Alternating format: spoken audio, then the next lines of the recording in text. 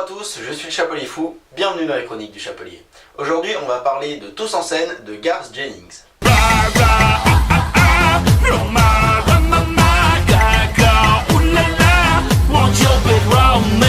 J'ai vu le film en VO, pas en VF, donc les acteurs dont je vais pouvoir juger les talents de comédiens de doublage, ça va être Matthew McConaughey, Reese Witherspoon, Seth MacFarlane, Scarlett Johansson, John Reilly, Taron Egerton, Tori Kelly et Jennifer Saunders. Le film se passe dans un monde à la zootopie avec des animaux qui vivent comme des humains de notre époque. Et donc ça raconte l'histoire de Buster Moon, un koala qui possède un théâtre et qui est sérieusement en galère de thunes et qui donc va monter une espèce de grand concours de chant dans son théâtre pour sauver les meubles et pas perdre tout ce qu'il a. On suit la création du concours, on suit les candidats, on suit évidemment Buster Moon et on suit les péripéties qui leur arrivent tout au long du film. Et bien sûr, tout ça en musique. Tous en scène, c'est un film que j'attendais beaucoup. J'ai regardé beaucoup de bandes annonces, je les ai vus très tôt.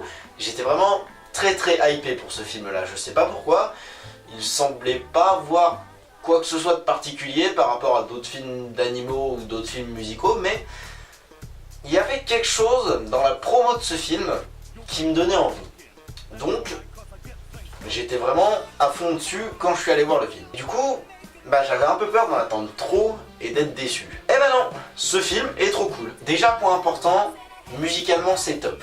La BO est vraiment cool, les comédiens chantent bien, ça c'était vraiment un point sur lequel j'avais peur d'être vraiment déçu, mais en fait non, franchement ça va, ils ont géré. Par contre c'est un petit peu dommage que la petite punk que j'attendais au tournant, forcément hein, c'est le seul style que je maîtrise à peu près plus que les autres présents dans le film. Elles finissent par jouer de la punk, mais d'un autre côté c'est un film grand public, donc c'était évident qu'ils allaient pas pouvoir en mettre beaucoup non plus. La réal est cool aussi, donc comme dans Zootopie. Désolé, hein, je sais que c'est pas la même boîte de prod et pas les mêmes mecs qui ont créé tout ça, mais franchement c'est vraiment le premier truc auquel on pense quand on regarde le film. L'univers est très varié et vachement développé, et il y a même 2-3 idées visuelles qui sont vachement bien trouvées et qui apportent une espèce de symbolique super sympa. Et c'est peut-être un peu ce qui manque dans les dessins animés jeunesse actuellement, il y en a peut-être un peu marre de prendre les enfants pour des cons. Et pour ce qui est des personnages, ils sont beaucoup, donc forcément c'est plus dur de tous les développer correctement, et forcément, mais je vais aussi dire malheureusement, on se retrouve avec pas mal de personnages qui sont définis par un seul trait de caractère. On a la timide, on a le jeune tiraillé entre sa passion et sa famille, on a la jeune rebelle, etc. Mais franchement, même si pour certains c'est vraiment que ça, il y en a quand même d'autres, et je vais dire une bonne partie, qui sont quand même vachement plus développés et plus intéressants. Et de toute manière, chaque personnage a au moins un moment où il est bien traité et où il est bien développé, où on s'intéresse à lui, donc bon, ça va, c'est pas catastrophique. Et par contre, le truc négatif auquel je m'attendais un peu, c'est l'écueil du final où tous les personnages chantent et dansent et ils font tous la fête en musique, et c'est comme ça que le film se termine. C'est un truc qui est devenu vachement utilisé, par exemple dans les L'Âge de glace, dans les Moi moches et méchants, dont la boîte de prod a fait aussi Tous en scène du coup.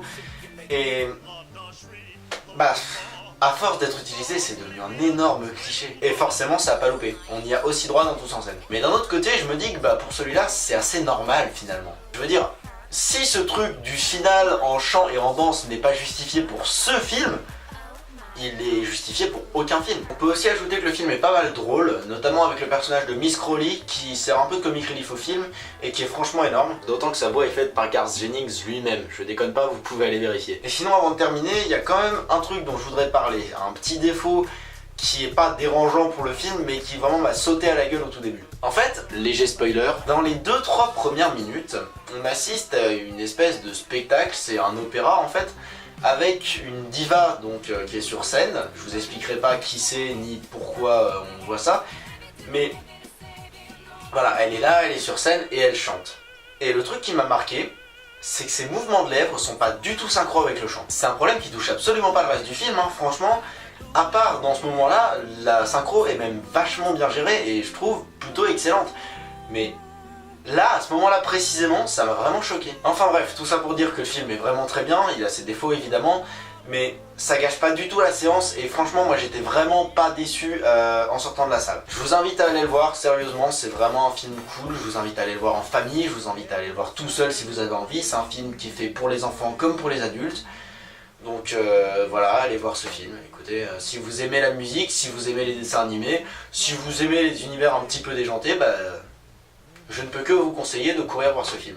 C'est déjà la fin de cette chronique. Si elle vous a plu, n'hésitez pas à mettre un pouce bleu. Si elle vous a pas plu, n'hésitez pas à mettre un pouce rouge.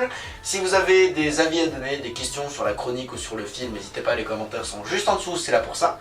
Je vous invite également à vous abonner à la chaîne et à aller voir les autres vidéos de la chaîne si vous êtes intéressé par le cinéma et pas que.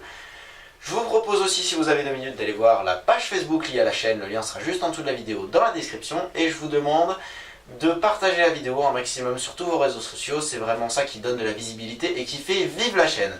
Moi je vous dis à la prochaine tout le monde.